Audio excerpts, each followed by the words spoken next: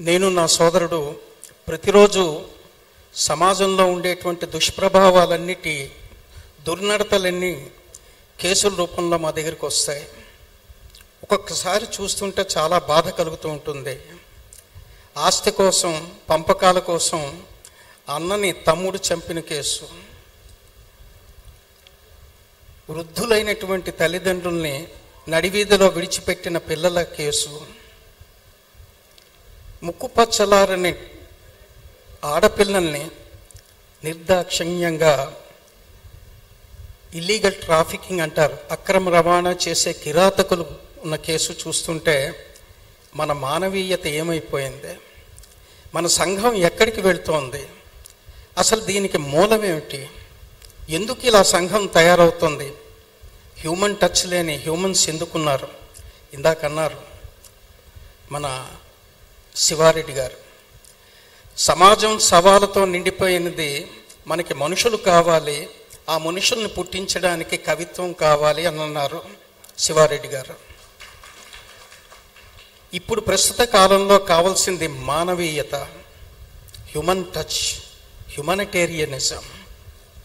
అది పూర్వం మన కవిత్వంలో, మన కళల్లో మంచి నడత, మంచి సాంప్రదాయం, మంచి కట్టుబాట్లు, వీటినన్నిటినీ చాటి చెప్పేటివిగా మన కళారూపాలు ఉండేవి.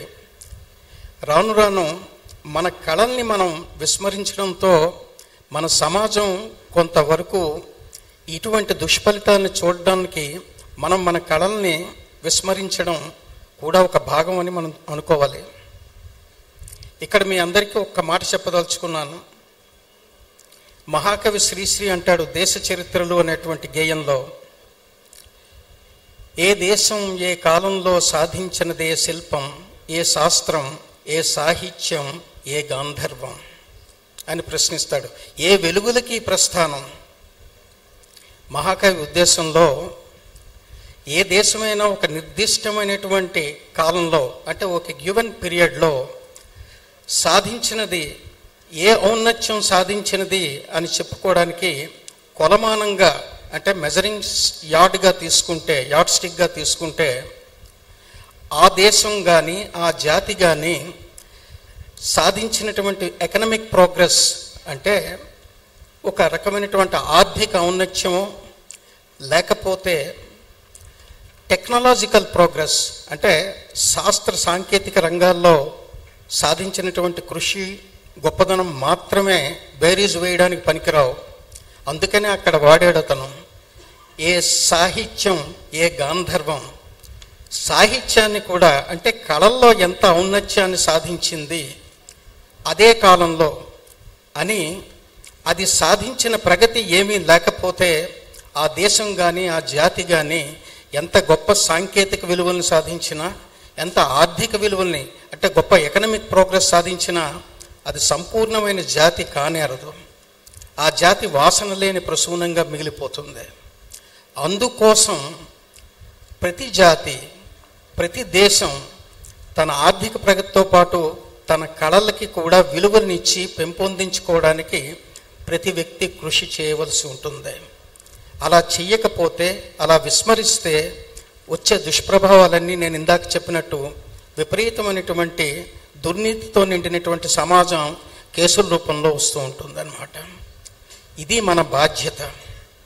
ఈ బాధ్యతను గుర్తించారు కాబట్టే ప్రతి ఏడాది సాహితీ సమాఖ్య వారు కళారూపాలని ఉపాసించే విద్వన్మూర్తులందరినీ ఒక వేది మీదకి తీసుకొచ్చి వారి అనుభవాలు, వారి కళారూపాలని వారి చేత వినిపింపచేస్తూ వారికి సన్మానం చేస్తూ ఉంటారు అనే సత్సాంప్రదాయాన్ని వారు పాటిస్తున్నారు.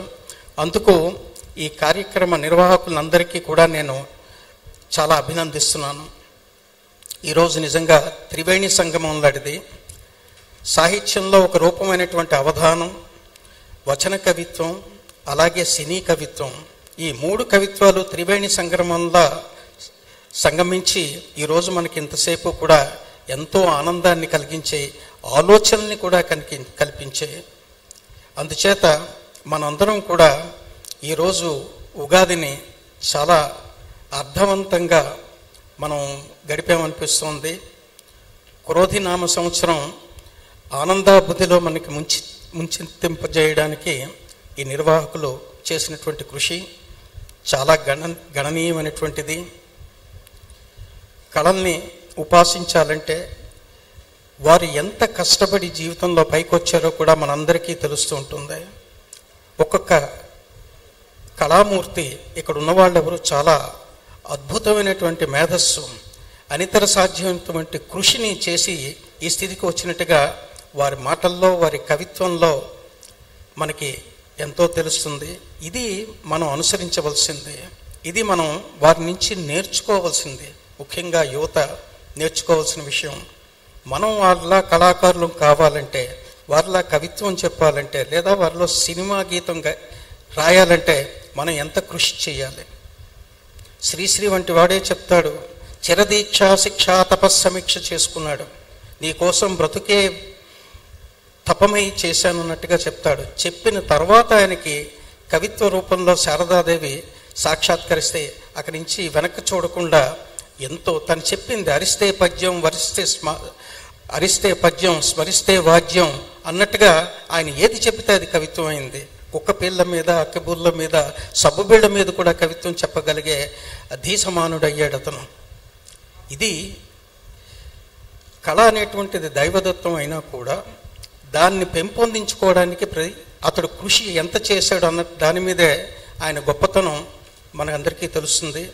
ఈరోజు ఇక్కడ వేయించేసినటువంటి ఈ గొప్ప సారస్వత మూర్తులందరూ కూడా అంతటి కృషి చేసి ఈరోజు ఇంతటి ఔన్నత్యానికి వచ్చారు. మహాదేవమణి గారిని తీసుకుంటే ప్రాచార్యులు, వారు అవధాన విద్యలో మరింతమంది శిష్యుల్ని తయారు చేసి మనదైన అరుదైనది తెలుగు భాషకు మాత్రమే పట్టుబడినటువంటి విద్య అవధాన విద్య. ఆ అవధాన విద్యని ఆచంద్ర తారార్కం అలా ఉండిపోయేలా ప్రయత్నించడానికి శిష్యుని తయారు చేశారు. ముఖ్యంగా ప్రస్తుతించవలసిన విషయం ఏంటంటే స్త్రీల చేత, స్త్రీలు అవధాన విద్యలో చాలా తక్కువ ఉన్నారు. అలా ఒక విద్వన్మణిని మనకి తయారు చేసి వారు ఇచ్చారు. నేను ఈ సభాముఖంగా అపర్ణ గారిని నేను ఎంతో అభినందిస్తున్నాను. ఆమె పద్యాలని నేను యూట్యూబ్లో అప్పుడప్పుడు వింటూ ఉంటాను తీరిక దొరికినప్పుడల్లా. అలాగే శివారెడ్డి గారు ఏం చెప్పాలి ఆయన గురించి. లక్ష్మీనారాయణ ఇందాక కొంచెమే చెప్పాడు, ఒక విషయం చెప్పలేదు. పద్యంతో ప్రారంభించి వచనంలో సంరంభించి ఇంకొకటి కూడా విడిచిపెట్టాడు ఆయన. పోరాటాల దేశాల చరిత్రల్ని అనువదించాడు ఆయన. పోరాటాల దేశాలంటే ఆఫ్రికన్ కంట్రీల తాలూకా ఆ పోరాట పటిమ, వాళ్ళు హక్కుల కోసం పోరాడే దేశాల్లో ఉండేటువంటి చరిత్రలు ఎలా ఉంటాయి, కవిత్వం ఎలా ఉంటుంది అన్నది శ్రీ శివారెడ్డి గారు అనువదించారు. సుమారు నాకు తెలిసి 20 వరకు కావ్యాలను అనువదించారు. అంటే ఎంత నిశితమైన దృష్టి. ఎక్కడ మానవుల హక్కులు హరించబడతాయో ఆ హక్కుల్ని హరించడానికి, ఆ హక్కుల్ని సాధించడానికి కవిత్వం ఎంతవరకు పనికొస్తుందో పరిశీలన చేసి దాన్ని ఆయన ట్రాన్స్లేట్ చేశారు. ఇది చాలా గొప్ప విషయం. అయితే కవులు కావాలనుకున్న వాళ్ళు ప్రపంచ దృష్టిని పెంపొందించుకోవడానికి కృషి చేయాలి అని వారి జీవిత చరిత్ర, వారి సమగ్రమైనటువంటి నిశితమైన బుద్ధి, ఈరోజు కూడా వారు పద్యాలు రాస్తారు. ప్రతిరోజు నిత్య కృషివరుడు ఆయన. నిత్య కృషివరుడు అంటే ప్రతిరోజు నేను పద్యాలు రాస్తానంటారు. ఎందుకోసం అంటే అది నాకు సహజాతంగా వచ్చినటువంటి గుణం అంటారు తనమాట. ఇక అందశ్రీ గారు జనపాటల వంజశ్రీ. అతను జనం నుంచి పుట్టిన శబ్దాలే ఆయనకి పాటకి ప్రాణం అన్నమాట. వందనాలమ్మ పల్లె అని కూడా ఒక పాట ఉంది. ఇవాళ మనం వినిపించి ఉంటే చాలా బాగుండేదని నేను అనుకున్నాను. అలాగే మనిషి ఏమైపోతున్నాడని ఆయన చాలా బాధతో అంటున్నాడు. మానవీయత పోయిందని నేను అన్నానే. కేసుల రూపంలో మాకు వస్తున్న కేసులన్నీ కూడా మానవీయత లేనివి. ఆ మానవీయత లేదు, మనిషి ఏమైపోతున్నాడు అని తన బాధని వ్యక్తీకరింపజేశాడు కవిత్వాత్మకంగా. ఇటువంటి చంద్రబోస్ గారు ఇదివరకే మనం సుమారు 4 నెలల క్రితం విజయనగరం జిల్లాలో వారు కూడా చంద్రబోస్ గారికి సన్మానం చేస్తున్నప్పుడు నేను అన్నాను, అసలు ఆస్కార్ అవార్డు ఇదివరకే ఆయనకి రావాలి, ఇది రెండో ఆస్కార్ అవార్డు అవ్వాలి, మొదటి ఆస్కార్ అవార్డు అంటూ వచ్చి ఉంటే ఆయన మౌనంగానే ఎదుగమని మొక్క నీకు చెబుతుంది. ఎంత చక్కటి సందేశం ప్రతి మనిషికి ఎదిగిన కొద్దీ ఒదగమని చెప్తోంది.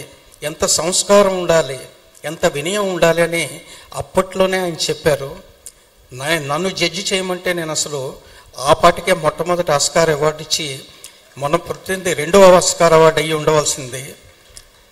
ఇలా అంతేకాదు, అతను ఎంత పరిశీలకుడు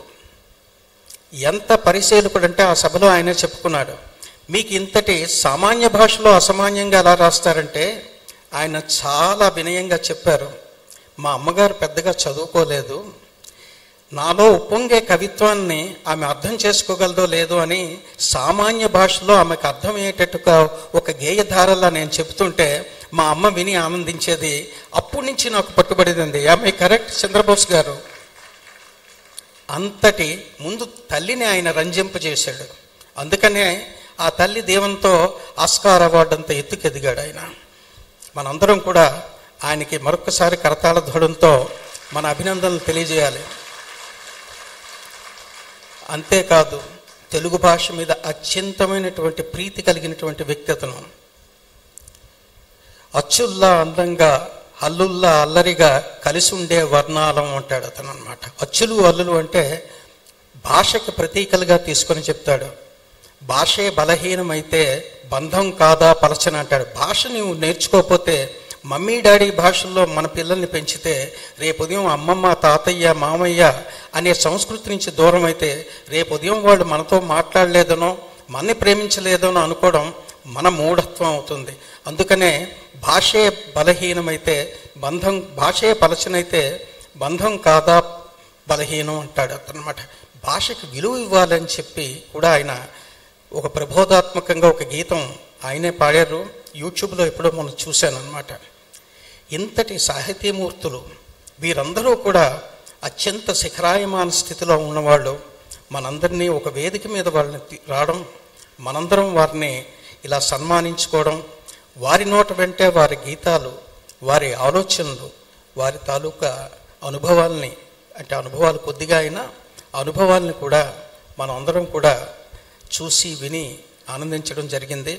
ఈ నిర్వాహకుల్ని మరొక్కసారి నేను అభినందిస్తూ, నాకు ఈ అవకాశం ఇచ్చినటువంటి మీ అందరికీ, ముఖ్యంగా లక్ష్మీనారాయణ గారికి కృతజ్ఞతలు తెలియజేస్తూ, ఉగాది శుభాకాంక్షలు మీ అందరికీ తెలియజేస్తూ సెలవు.